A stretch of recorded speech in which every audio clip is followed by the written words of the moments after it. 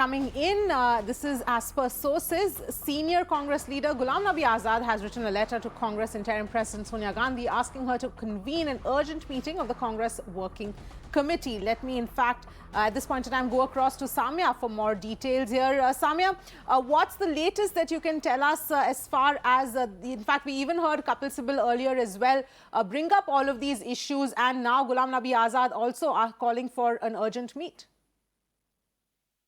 Well, we all know about the letter that was written by 23 such disgruntled dissenting Congress leaders last year around, and after which they were termed as G23 leaders. Now, after that, another letter has been written today. Now, remember, there has been only one such meeting that took place on 19th December last year after the first wave of COVID got over, where all the G23 leaders went over to 10 Janpath and they had a meeting with the party high command and Sonia Gandhi over there, and they had a freewheeling conversation to take it forward thereafter. But since then, there has almost been a stalemate that exists between the G23 leaders and the rest of the Congress party. Now, the manner in which the Congress is imploding at various state levels is not left to anybody's imagination anymore. We've seen it happening in Chhattisgarh, in Rajasthan, and in Punjab recently, when Navjot Singh Sidhu recently has attended his resignation as PCC chief's position. Now, while Kapil Sibal and Manish Tiwari, who all belong to the G23 group of leaders who say that they are all well-wishers of the Congress party, and they have proved their loyalty and credibility of the Congress party by being associated for years on end. They only want the betterment of the party over here, and that's the reason why they want the Congress High Command to establish a dialogue. Having said that, Ghulam Nabi Azad, a senior leader, has written yet another letter to Sonia Gandhi and urged upon him to try and bring about 5 important aspects into immediate effect. One is, of course, to convene an immediate CWC meeting. Now, CWC is the Congress Working Committee, which is the highest decision-making body of the Congress party. A lot of decision and a vision and a path is charted out through this meeting. And a CWC meeting hasn't taken place in a couple of months that has gone by. The second issue is about a permanent Congress president. As of now, Sonia Gandhi still continues as an interim Congress president. There was a lot of talk and buzz about whether Rahul Gandhi could be over here or there's going to be a new Congress president elected. But all that has also been sent on the back burner, especially because there was a second wave and they could not have jeopardized the safety of the Congress party workers by calling for a plenary session or for a voting session for the Congress president. The third issue is to call for a parliamentary board, something that is enshrined in the Congress's own constitution, and a parliamentary board thereby decides upon the issues and agenda on which they want to target and corner the government.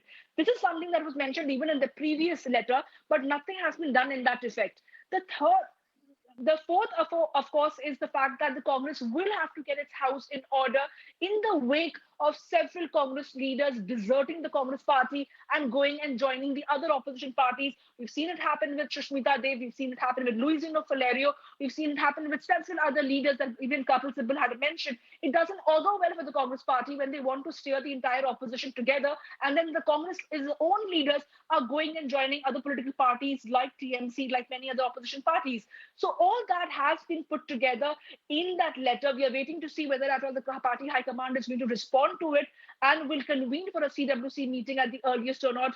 Remember, Rahul Gandhi is presently in Wayanad. He's continuing with his, his scheduled trip, his scheduled visit over there in his constituency, while the Punjab pot boiler is far from over. The negotiations are still on. There are mediators, and Navjot Singh Sidhu's resignation has not been accepted, as the General Secretary of the organization, KC Venugopal, has rightly said that the resignation has not been accepted, that there is no question of propping up new PCC names are concerned. But there are leaders in Harish Rawat, Harish Chaudhary, Ajay Makar, who are all mediating with Navjot Singh Sidhu and his camp over there to try and see whether he's willing to revisit his decision of a resignation and withdraw that resignation. If that resignation is not withdrawn, then of course a crucial post like the PCC cannot be left empty, and they are going to be looking at the other options of either a Jat Sikh leader or a Hindu leader to keep the Dalit Sikh and Hindu equation intact ahead of the assembly elections.